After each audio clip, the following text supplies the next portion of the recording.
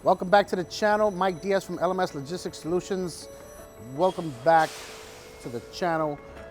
Today we're going to talk about something that is not normally talked about in the beginning when we're talking about bringing in a customer, and that is liability of damages, shrink, losses, theft, and it is in the fine print or in the articles of pretty much every warehousing agreement.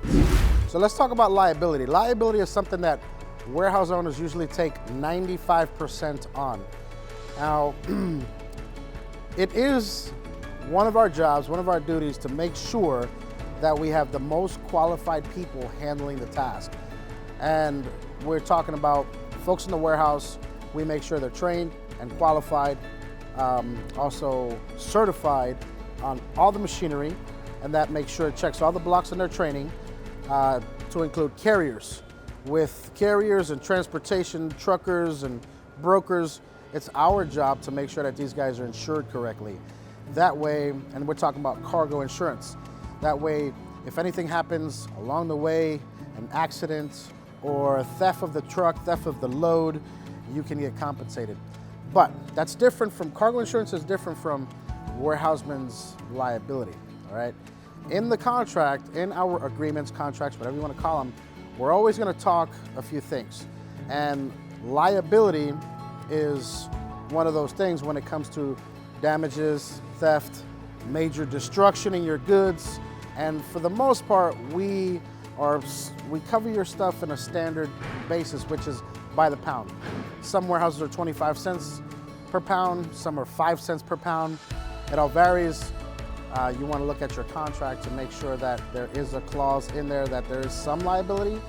And then we are also more liable when it comes to negligent handling. So if we are negligently handling and storing your goods, we're very liable for that. So it's our job not to negligently handle your goods. Now, there's a lot of things that are out of my control as owner of a warehouse, right? We have employees that are trained and certified in the equipment. Now, you never know if this employee came with an issue. He might have lost a loved one. He might have just had a problem at home that's really affecting him today. Or they might be a disgruntled employee where they're no longer checked into the warehouse, and you may have a damage. That damage may be purposeful, which we doubt, and that would fall under negligent handling. But a lot of times it's a mistake. Now, here at LMS, we don't believe in accidents in the warehouse. Every accident can be avoided. We've had zero, we have a perfect record as far as accidents and injuries. We've had zero since inception.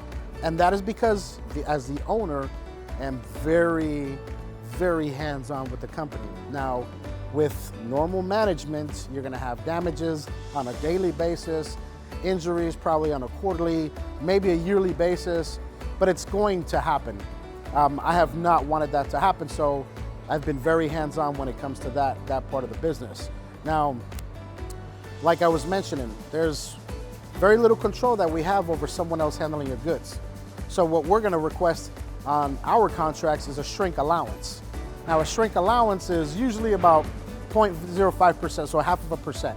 So if you have 100 items in here, 1% of 100 items is one item, so that means one box. And in that box, if you have 12 items, that means I can damage 6 little items and not have to report it, not have to tell you.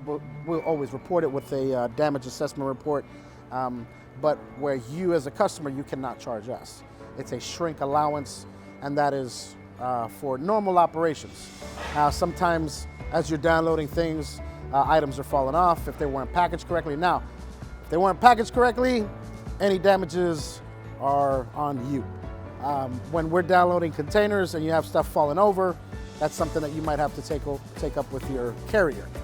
So yes, when it comes to liability, just like insurance companies, there's a lot of finger pointing, all right? When it comes to UPS, for example, when they damage or lose a box, if they damage a box, they're gonna hunt it and 20% try to put the liability on you, the customer, or us, the warehouse. Just so you know, in boxes, there's a certification and there's a crush rating on those boxes. When I purchase a box at 200 pounds, crush rating, there's a crush rating, a normal crush rating, and then UPS has their own crush rating. So the normal crush rating would be 200 pounds, and for UPS, it would be 100 pounds. So that's a variance, and that's how folks are kind of gauging and protecting themselves from liability, because we have a lot of liability as it is already. We have, people working in the warehouse. We can have potential injuries, things falling down, liabilities within the fire department, government, OSHA, you name it. Just operating, we're liable for a lot of things. Now, when it comes to insurance, warehouses are not going to insure your goods, period, unless you require that and you're going to pay for that. Warehouses can add additional premium. They can also add on top of their rates to handle your stuff for a lot more expensive if you want them to be liable for a lot more, because you got to think about it. We're charging you $10 to handle your pallet. Your pallet could be worth $5,000, your pallet could be worth $50,000. At $10 a pallet, I am not going to be liable for anything more than 50 cents a pound, period.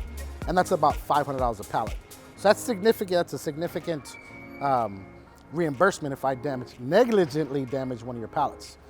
So remember, offsite insurance is something that you're always going to have.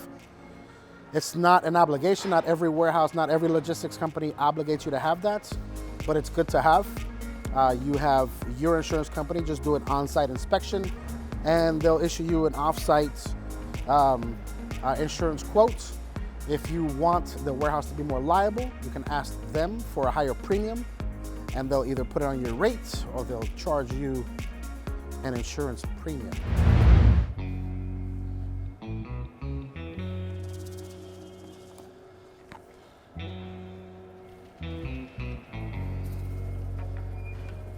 Oh, damn, he got me. Theft in the warehouse. So, usually how theft occurs in the warehouse, I'll give you a quick tip, is somebody very sneaky takes out a box, throws it in the trash, then they take it out to the dumpster, and then later on when no one's around, they come get the trash. So, warehouses are, we take measures on theft. Here at LMS, we haven't had a theft yet within the warehouse. One, because everyone comes through me, and it's like me trying to gauge who's coming to my house. And thankfully, we haven't had it yet. However, in other warehouses, it's different. Some warehouses take measures of having metal detectors on the entry, bag inspections on the way out.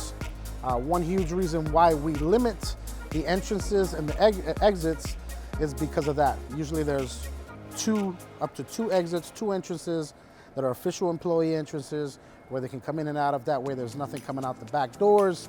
And if there is a back door open and it's not an emergency, we immediately know that it's probably something happening that shouldn't be happening. So what a warehouse is called theft, and that's in our agreements, is called mysterious disappearances. Now, it's happened before.